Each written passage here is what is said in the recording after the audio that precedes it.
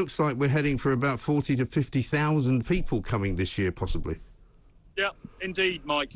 Look, you know, as I've always said, none of these measures being taken at the moment by the Home Office, none of their ideas, none of their plans are going to come to anything until they carry the risk directly to the people smugglers themselves. And I'm not talking about maybe some people in the south of England or the north of France. I'm talking here about the entire networks that stretch all the way from the far end of the Mediterranean or North Africa through the European Union to the south coast of the United Kingdom.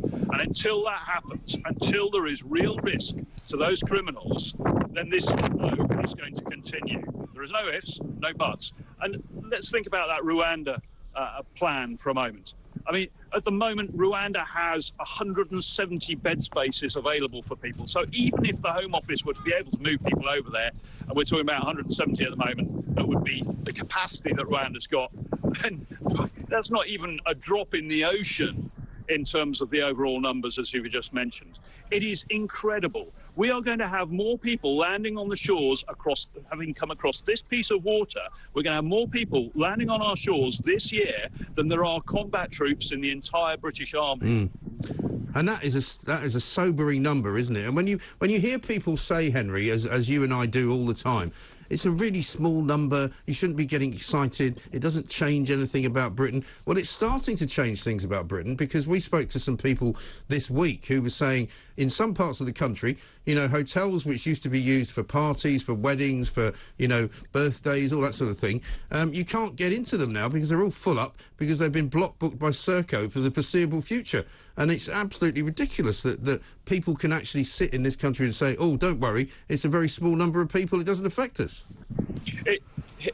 It's a small number if you take into consideration the 67 million people that are here already. But one of the reasons there are 67 million people here is because we've got net immigration of about 280,000 a year. Now, that is putting huge strain on our housing market. It's putting huge strain on our policing, our healthcare, our education, all of our public services and our infrastructure. Now, that has to be paid for. Now, people say, yeah, but these people pay their taxes. No, they do not. The British taxpayer is paying all of the costs for these people coming across this water. They are not contributing at all.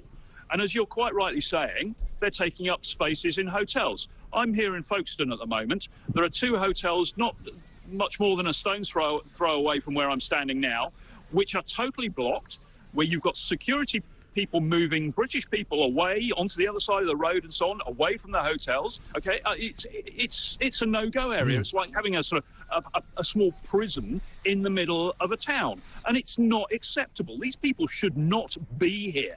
Most of them have no right to be here as asylum seekers. They come from countries, and they've come through countries that have got no risk to them.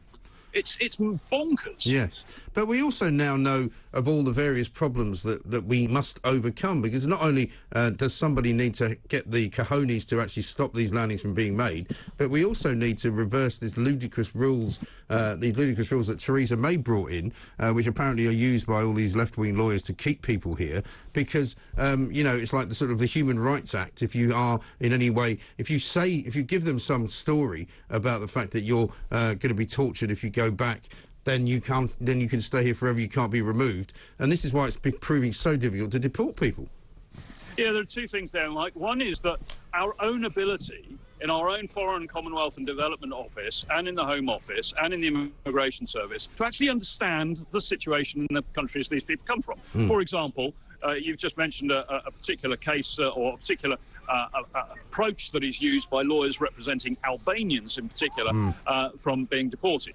And if the Home Office, if the Foreign Office, if the Immigration Service and if the courts understood what the situation is now in Albania, not what it was 20, 25 years ago, but what it is now, they would understand that this is just a story. It is nothing more. It's a fiction. And this fiction, we're allowing this fiction, the ignorance in the civil service, if you like, is allowing this fiction to prevent us from deporting people. It's a lie, frankly.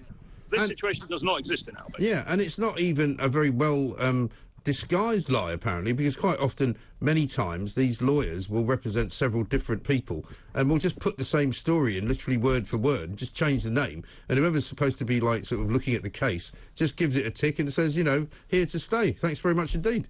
Well, I think, again, another problem there is, and we surely have to ask ourselves this, are these people who are processing these claims and processing these appeals and so on, are they actually conscientiously trying to safeguard and manage the borders of this country properly, or have they been captured by this woke idea that we should be opening our borders to just about everybody who is living in a slightly worse off situation than the average Brit? And there is a real concern there.